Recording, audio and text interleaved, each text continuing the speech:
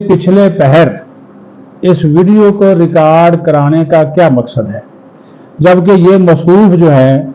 4-5 दिन पहले 19 मिनट से ज़ायद की एक ऑलरेडी वीडियो जो है वो जारी कर चुके। अब इन्होंने जनाब ये जो वीडियो 2-3 मिनट की जारी की है, जो आपने देख ली, सोशल मीडिया पे भी आ गई है, वायरल भी हो रही है, लेकिन मैंने आपको सुनाई इस वजह से और दिखाई इस वजह से कि आप उनके अल्फाज पे गौर करें। वो बार बार क्या कह रहे हैं कि उन्होंने कहा जी इमरान खान ने मुझे एक नंबर 1 के मुझे मुकम्मल तौर पे बाख्तियार किया कि मैं मुज़ाकरात करूं, और ये बहुत बड़ा जुमला बोल दिया। यानी उन्होंने कहा जी पार्टी के अंदर जो मौजूद लोग हैं वो नहीं चाहते कि इमरान खान मुफाहमत करे, इमरान खान इस्टेब्लिशमेंट से बात करे, वो उनसे मुज़ाकरात करे। बाकी आपने वो सुन लिया। तो ये जनाब लगे अच्छा। और इसके हैरानगी की बात ये है कि उसका पहला स्टेटमेंट आया आज़म स्वाति का, और ये स्टेटमेंट आया, इसके ऊपर किसी को तबसरा करने की जुर्रत नहीं हुई। कोई ऑफिशियल स्टेटमेंट अभी तक जारी नहीं किया जब तक मैं ये वीलाग कर रहा हूं पार्टी की तरफ से कि क्या जो आज़म स्वाति कह रहा है ये ठीक है, क्या इमरान खान ने उसको वाकई ये मैंडेट दे दिया है कि वो इस्टेब्लिशमेंट से बात करे। तो उसके ऊपर इनफरादी तौर पर तो ये लोग बात कर रहे हैं, लेकिन पार्टी का, पीटीआई ऑफिशियल का इस मामले के ऊपर कोई मौक़िफ़ अभी तक जो है वो सामने बिल्कुल नहीं आया है, जो कि बहुत से खदशात को जन्म देता है। और आज़म स्वाति जिस अंदाज से पहले भी उन्होंने कुरान पाक को पास रखकर कुरान पाक का हवाला देकर बातें की, रात भी उनकी गुफ्तगू आपने सुन ली, तो वो ये लग रहा है कि कप्तान जो है वो अडयाला में पक्का लम्हा लेट हो गया है। और उसकी वजह सुन लो, इंसान जो है ना, पहले तो उसके साथ होती रहती थी मुलाकातें, जब से मुलाकातें महदूद हुई हैं फिर मजीद महदूद हो गई, इक्का दुक्का मुलाकातें रह गई। अब वो मजीद एहसास तन्हाई का शिकार है, और उसका एक और उसको फ़र्क पड़ गया। उसकी वजह से अडयाला वाले परेशान हो गए, उन्होंने कहा यार ये काम नहीं होना चाहिए था। ये आपको एक दिलचस्पी की बात, उन्होंने कहा जी जब से खान की मुलाकातें कम हुई है ना, खान ने रोटी ज़्यादा खानी शुरू कर दी है। ये देखो, वो कहता जी कभी जूस दो, कभी भी रोटी दो। अगर 3 वक्त का खाता था, कहता जी हाँ 2-3 घंटे बाद कहता मुझे भूख लग गई। कभी उसको वो फलां आ गया, तो वो ज़ाहिर है पैसे वैसे दे रहे जो मर्जी, वो तो उनकी फैमिली के लोग पे करते हैं।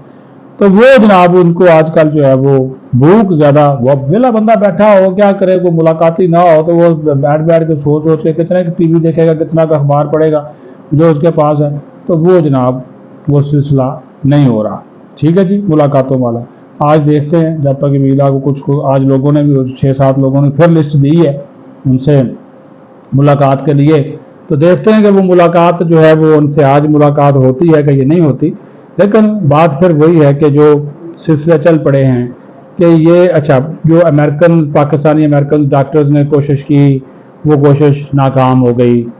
वो पाकिस्तान के अंदर अमेरिका के अंदर बिजनेस करने वाले पाकिस्तानी ताजरों ने कोशिश की, वो कोशिश नाकाम हो गई। वो तो अगले वो कहते हैं कि भाईजान मेहरबानी करें इस इशू के ऊपर बात ना करें, किसी और इशू के ऊपर बात कर ली तो ठीक है। उन्होंने कहा जी इधर इन्वेस्टमेंट कॉन्फ्रेंस हो रही है, उसमें आप आए, इधर बैठे पाकिस्तान में सरमायाकारी लगाए, किधर आप इमरान खान की जो है वो बातें कर रहे हैं। तो बहरहाल जी आज़म स्वाति तक मैं बात कर रहा था कि उनका ये वीडियो जो स्टेटमेंट है, ये आप इधर से पकड़ें कान को, इधर से पकड़ें, वो ख़त्म होता है एनआरओ के ऊपर, वो ख़त्म होता है मुफाहमत के ऊपर, वो ख़त्म होता है डील के ऊपर, वो ख़त्म होता है कि इमरान खान कह रहा है कि अल्लाह का वास्ता है मुझे निकालें, मुझे अडयाला से। अब गर्मी और ज़्यादा हो गई है, देखे ना, अप्रैल शुरू हो गया है, आगे फिर मई जून जुलाई उसकी गर्मी, तो फिर जेलों की गर्मी तो बस्तफार। तो वो हालांकि उसको वो कूलर तो दिया हुआ है, कूलर, लेकिन एयर कूलर कितनी की गर्मी जो है वो ख़त्म करेगा, वो दरो दीवार इतने गर्म हो जाते हैं। तो वो जनाब वो अब कोशिश पूरी आज़म स्वाति कर रहा है, और उसने कहा जी मुझे तो इमरान खान ने मैंडेट दिया है, और अभी तक पार्टी को इसका नहीं पता, लेकिन आज़म स्वाति इस मैंडेट को बजा रहे हैं, ढोल की तरह बजा रहे हैं, और मुसलसल एस्टैब्लिशमेंट को और हुकूमत को अपनी तरफ मुतवज्जो करने की जरूरत कर रही है। मैं कह रहा हूँ हमसे डील कर लो भाई, वो खान डील करने को तैयार है, वो खान की बात सुन लो, अल्लाह का वास्ता है आ जाओ भाई खान की बात सुन लो। लेकिन खान की बात कोई सुनने को वो तैयार नहीं है। تو وہ اس وجہ سے بھی معاملہ جو ہے وہ کافی ابھی گڑبڑ گٹولے کا شکار ہے۔